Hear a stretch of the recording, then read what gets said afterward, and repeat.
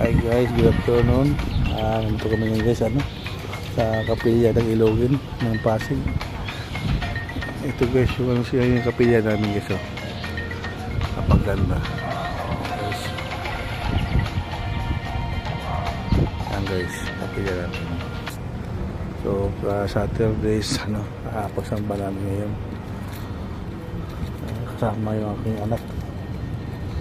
Yan guys, sa kanak-kanak guys.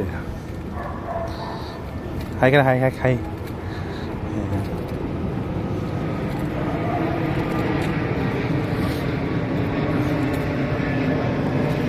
papakita ko sa inyo guys yung gilid na building gilid ng kapilya namin guys.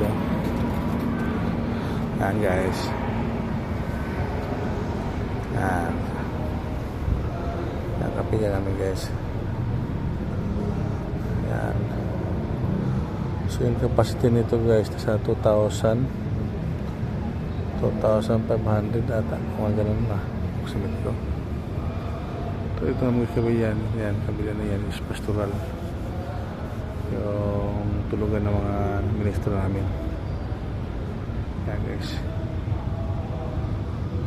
Yan. Ito guys yung bago. Dati kasi yung luma namin na laman na sa mga ata 300, kaya pinapalitan yun.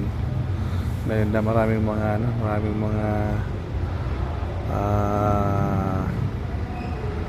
na kuha namin mga kapatiran, dahil iba din nakabot pagsamba o iba din pagsamba dahil sobrang napakalit kasi yung kapilya natin. Ngayon kasya na. Thank you guys, thank you for watching.